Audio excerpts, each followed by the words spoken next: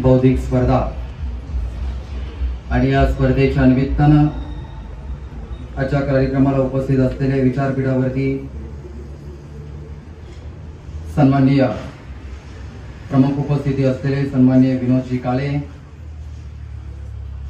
ज्या या ठिकाणी उपस्थित राहू शकल्या नाही त्या दीपाली रामचंद्र पाटील आणि थोड्याच वेळात ज्यांचं आगमन होणार आहे ते तुम्हा सर्वांचे लाडके माझे आमदार माननीय बाळाराम पाटील साहेब, मंचावरती उपस्थित असलेले सर्व सन्माननीय सर, सर्व सन्माननीय मान्यवर आणि माझ्या समोर उपस्थित असलेल्या मोगऱ्याच्या फुलासारखे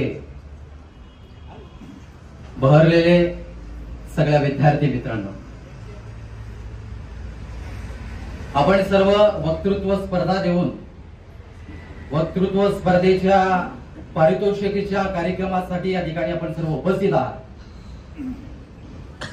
प्रत्येकाला आशा आहे की माझा नंबर कदाचित लागू शकतो,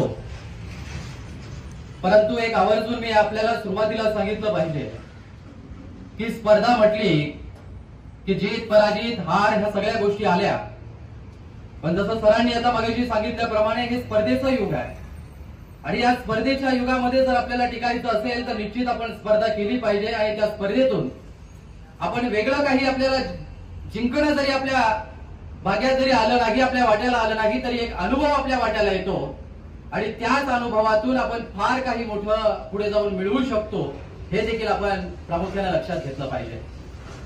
खरं तर 14 विद्या आणि 64 कला या प्राचीन कालापासून या देशामध्ये उदयास आहे। गायन कला असेल, नृत्य कला असेल, अशा विविध कला आहेत।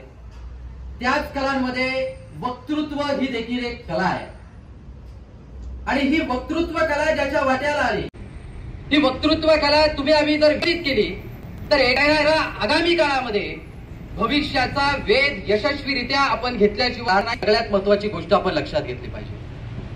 माझ्या विद्यार्थी मित्रांनो, आपल्याला मी सांगेल की ज्या छत्रपती शिवाजी महाराजांचा तुम्ही आम्ही नामोल्लेख करतो, परकीय आक्रमण या मातीवरती असताना, अंधकार सगळीकडे पसरत असताना, मुठभरांच्या खिदमतीत जेव्हा लाखो लोक जगत होती तेव्हा त्याच लाखो लोकांना त्या अंधकारातून बाहेर काढून ज्यांनी प्रकाशमय उजेडात घेऊन आणण्याचं काम केलं आणि निसत्व निस्तेज आणि मुरदार झालेल्या मनावर स्वतंत्र विचारांचं सिंचन करून या महाराष्ट्राच्या मातीला स्वराज्य रूप ओळवत असताना माणसं मिळवून जोडणं आणि त्यांच्या काळजामध्ये स्वराज्य ज्योत निर्माण करणं हा शिवधनुष्य आपल्या खांद्यावरती लिलया पेळत असताना वेलसगी स्वतःच्या छातीवरती घाव घेत समाजाच्या अस्तित्वाकरता धाव घेण्याचं काम या महाराष्ट्राच्या मातीत सगळ्यात पहिल्यांदा जर कोणी केलं असेल तर छत्रपती शिवाजी महाराज हे नाव तुमच्या आमच्या समोर।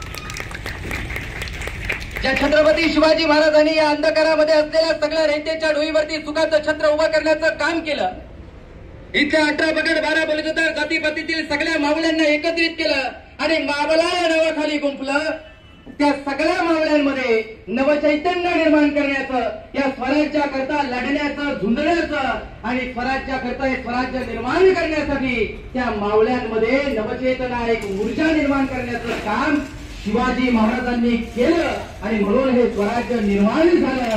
कारण शिवरायांकडे पराक्रम होता, शौर्य होतं, कर्तृत्व होतं, पण त्याचबरोबर शिवछत्रपतींकडे योग्य वक्तृत्व होतं आणि त्याच वक्तृत्वाच्या जोरावरती शिवछत्रपती शिवरायांनी अनेक मावळे निर्माण केलेले हा इतिहास आपल्याला विसरून चालला नाही। आधुनिक काळातील इतिहास जर आपण नंतर पाहिला तर निश्चितच या समाजामध्ये ज्यांनी समतावाद निर्माण केला, समाजातील तळागाळातील घटकाला ज्यांनी समान न्याय देण्याचं काम केलं, ज्यांचा आदर्श तुम्ही आम्ही घेतो, किंबहुना ज्यांचा आदर्श पाठ्यपुस्तकामध्ये शिकवला जातो, त्या फुले शाहू डॉक्टर बाबासाहेब आंबेडकरांनी देखील जे कार्य कर्तृत्व केलं त्या सगळ्यांकडे योग्य वक्तृत्व होतं आणि त्याच वक्तृत्वाच्या जोरावरती ते हे काम उभं करू शकले। मला विद्यार्थी मित्रांनो, आपल्याला अजूनही पुढे जाऊन सांगायचं आहे की या देशाचे पंतप्रधान तत्कालीन असणारे पंडित जवाहरलाल नेहरूंपासून इंदिरा गांधींपर्यंत, अटल बिहारी वाजपेयींपासून पंतप्रधान मोदींपर्यंत प्रत्येकानं आपल्या कार्यकर्तृत्वाचा ठसा उमटलाय, कारण ते आपल्याकडे योग्य वक्तृत्व होतं आणि हे योग्य वक्तृत्व जर तुमच्या आमच्यामध्ये आम्ही जर विकसित केलं तर समाजात नेमकं एक वेगळं स्थान निर्माण करायला आपल्या सर्वांना वेळ लागणार नाही. कितीही राजकीय पार्श्वभूमी जरी असली तरी सामान्यामध्ये राहून असामान्य कार्यकर्तृत्व ज्यांच्या माध्यमातून ठाई आम्ही पाहिलं आणि कोणत्याही पद्धतीचा बळेजाव न करता असामान्य राहून ज्यांनी सर्वांशी योग्यपणाने योग्य रीतीनं चांगल्या पद्धतीचं काम समाजामध्ये उभं केलं आणि त्यांनीच ते काम उभं करत असताना त्याची दखल या देशाच्या राष्ट्रपतींनी घ्यावी आणि त्यांना राष्ट्रपतींच्या हातून उत्कृष्ट वक्ता म्हणून पुरस्कार मिळावा. ते याच गावातील सन्माननीय बाळाराम पाटील साहेब आहेत, कारण त्यांच्याकडे योग्य कर्तृत्वाबरोबर योग्य वक्तृत्व होतं आणि ते योग्य वक्तृत्वाचा उपयोग त्यांनी त्यांच्या कार्यामध्ये केला. निश्चित रूपानं देशानं त्यांचा नाव उल्लेख केला. मी आज तुमच्या समोर या ठिकाणी बोलतोय. हजारो विद्यार्थी या संस्थांमधून घडून गेले असतील, परंतु त्या सगळ्या विद्यार्थ्यांमधून मला या ठिकाणी बोलण्याचा किंबहुना मला येण्याचा बहुमान मिळाला आणि तो आपण सर्वांनी मला दिला. मी वेगळा कोणी आहे हे नंतर, पण माझ्याकडे वक्तृत्व आहे म्हणून मी आज या ठिकाणी आपल्या सगळ्यांच्या समोर उपस्थित आहे. आपल्यामध्ये येण्याचा बहुमान मिळाला आहे. निश्चित आपण एक गोष्ट लक्षात ठेवली पाहिजे की तुमच्यातलं वक्तृत्व तुम्ही डेव्हलप केलं पाहिजे. कोणतंही क्षेत्र असू द्या, क्षेत्र कोणतंही असू द्या, ज्या क्षेत्रामध्ये तुम्ही जाण्याचं क्षेत्र निवडलेलं आहे, तुमचं विजन ठरलेलं आहे, तुमचं गोल ठरलेलं आहे, जिथं तुम्हाला जायचंय, जे काम तुम्हाला उभं करायचंय ते काम प्रत्येक त्या कार्यामध्ये जर तुम्हाला जर जायचं असेल ना तर त्याआधी तुमच्या मधलं वक्तृत्व तुम्ही डेव्हलप केलं पाहिजे. तुमच्यातलं वक्तृत्व तुम्ही विकसित केलं पाहिजे आणि येणाऱ्या आगामी काळात तेच वक्तृत्व तुम्हाला तुमचं विजन सार्थकी करण्याकरता मदत करेल. हे प्रामुख्याने मी आपल्या समोर या ठिकाणी सांगेल. आपण सगळे विद्यार्थी आहात, शालेय जीवनामध्ये आपण शिकताय, शालेय जीवनामधून शिकून आपण पुढे जाऊन मोठे व्हाल, मोठमोठ्या हुद्द्यावरती जाल. प्रत्येकाचे काही स्वप्न आहेत, ते स्वप्न पूर्ण करण्यासाठी आपण सर्वजण प्रयत्नशील असाल. पण त्या निमित्तानं मी आपण सर्वांना सांगेल, या देशाची, या समाजाची, या राष्ट्राची जबाबदारी आपल्या सर्वांच्या खांद्यावरती आहे. ती पेलण्याच काळाची गरज आहे. स्वामी विवेकानंदांनी सांगितलं होतं की मला तरुणांच्या, आपल्या देशातील तरुणांच्या ओठावरचं गीत सांगा, मी तुम्हाला त्यांचं हित सांगतो. आमच्या तरुणांच्या ओठावरचं नेमकं गीत कुठलं आहे हे आम्ही तपासलं पाहिजे.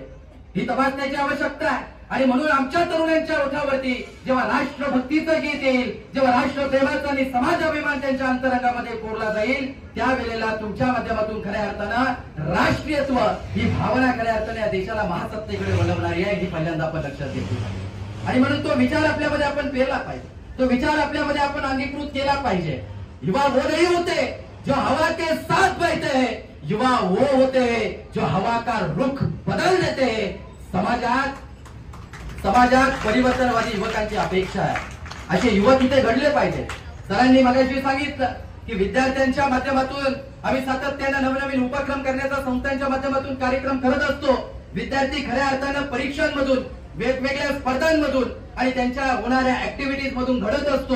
तो घडला गेला पाहिजे म्हणून संस्था ही निश्चित रूपानं फार मोठ्या पद्धतीचं कार्य उभं करत आहे, जे आतापर्यंत करत आली आहे, इथून पुढेही करणार आहे. परंतु त्यातून आपण किती घ्यायचं, राजहंसाप्रमाणे चांगलं घ्यायचं की वाईट घ्यायचं हे आपल्या हातामध्ये आहे. ते आपण सर्वजण घ्याल असा आशावाद व्यक्त करतो आणि मी निश्चित सांगितल्याप्रमाणे ती राष्ट्रप्रेमाची, समाजप्रेमाची भावना आपल्या अंतरंगामध्ये आपण कोराल आणि निश्चित त्याच वक्तृत्वाच्या दिशेनं आपल्यामध्ये असणाऱ्या कलागुणांना वाव मिळावा, त्या कौशल्यांना उजळणी देण्याकरता, त्यांना डेव्हलप करण्याकरता आपण सातत्यानं पुढाकार घेत राहाल असा आशावाद व्यक्त करून आजच्या आलेल्या सर्व स्पर्धकांचं, सर्व विद्यार्थ्यांना मी मनपूर्वक शुभेच्छा देतो. या कार्यक्रमाला ज्यांनी बोलवलं त्या संस्थेचं मनापासून आभार व्यक्त करतो. मी विशेषतः माझे मार्गदर्शक, माझे शालेय शिक्षक सन्माननीय विजय म्हात्रे सर, सन्माननीय काटे सर आणि उपस्थित असलेले सर्व सन्माननीय शिक्षक यांचा मी मनापासून ऋण व्यक्त करतो, आभार व्यक्त करतो की आपण मला या ठिकाणी बोलवून माझा बहुमान केलात, मला सन्मान दिलात. मी मनापासून आपले सगळ्यांचे मनापासून आभार व्यक्त करतो आणि थांबतो. धन्यवाद. जय हिंद.